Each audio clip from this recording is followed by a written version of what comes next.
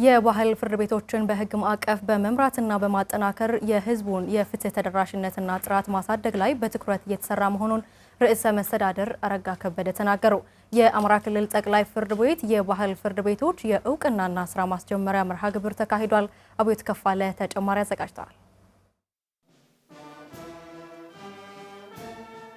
በ2016 ዓ.ም የተጀመረውን ሀገር አቀፍ የዳኝነትና የፍትህ ትራንስፎርሜሽን እቅድ ተከትሎ ተግባራዊ መደረግ ከጀመሩ የለውጥ ስራዎች አንዱ የሆነው የባህል ፍርድ ቤቶችን በህግ ማዕቀፍ የመደገፍና የማጠናከር ስራ እየተሰራ ይገኛል። የአማራ ክልል ጠቅላይ ፍርድ ቤትም የክልሉ ምክር ቤት ያጸደቀውን የባህል ፍርድ ቤቶች ማቋቋሚያና እውቅና አዋጅ ተከትሎ ወደ ትግበራ የሚያስገባውን ጥናት አጠናቆም የእውቅናና ይፋዊ ስራ ማስጀመሪያ መርሃ ግብር አካሂዷል። የአማራ ክልል ጠቅላይ ፍርድ ቤት ፕሬዝዳንት አለማን ታግደው የባህል ፍርድ ቤቶች የህዝብ እሴትን በማጎልበት ተደራሽነትና ታማኒነትን የሚያሳድጉ ናቸው ብለዋል። እነዚህን የባህል ፍርድ ቤቶች እውቅና የመስጠት ፋይዳ በዋናነት ነዋሪዎች ወደ ሽምግልና ከገቡ በኋላ እንደዚሁም ሽማግሌዎች ውሳኔ ከሰጡ በኋላ ውሳኔዎችን አለመቀበል ቢኖር ማፍረስ፣ እርቆ ስምምነቶችን የማፍረስ ሁኔታዎች ቢኖር አሁን ላይ የሚሰጡት ውሳኔ አስገዳጅ እንዲሆን የህግ እውቅናና ድጋፍ እንዲያገኝ ሆኗል። ይህም የሽማግሌዎችን ድካም ልፋትና ማህበረሰቡን በሰላም የመኖር ባህሉን እንዲያጎለብት የሚያደርግ ነው።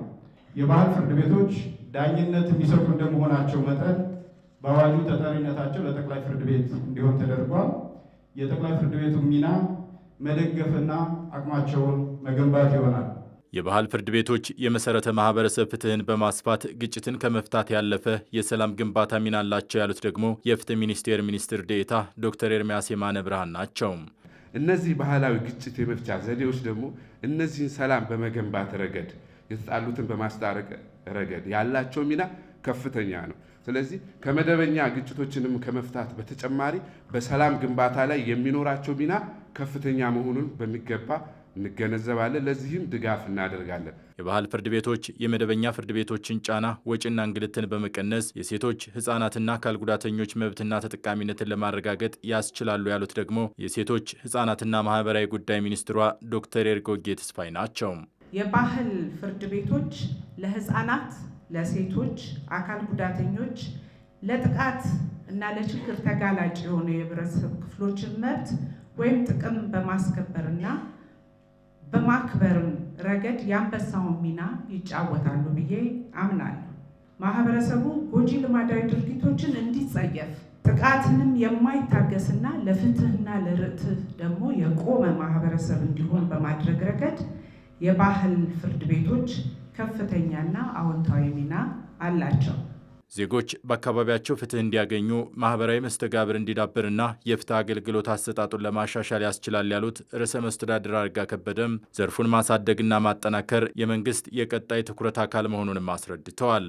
የብዝሃ ፍትህ መስጫ ስርዓታትንና ለባህል እሴቶች ግንባታ ልዩ ትኩረት በመስጠትና ለማጠናከር እንደዚሁም ሁለንተናዊ ድጋፍ ለማድረግ እቅዱ የ25 ዓመት እቅዳችን ይህንን ጉዳይ እውቅና ሰጥቶ በአጠቃላይ ከፍርድ ቤቶቻችን ጋር የመንግስት አካላት ተጠናክረው እነዚህን ተቋማት ለማጠናከር ጥረት እንዲያደርጉ በእቅዳችን ያካተተ ነው። የባህል ፍርድ ቤቶችን ማቋቋምና እውቅና መስጠት ያሻበት ብቸኛው ምክንያት ህዝቡ ለዘመናት ሲገለገል የቆየባቸው አገር በቀል የሆኑ ያለመግባባት መፍቻ ስርዓቶችን በማጠናከር የማህበረሰቡን የሰዎችን ፍትህ የማግኘት ህገ መንግስታዊ መብት ይበልጥ ማስፋትና ተደራሽ ለማድረግ ነው።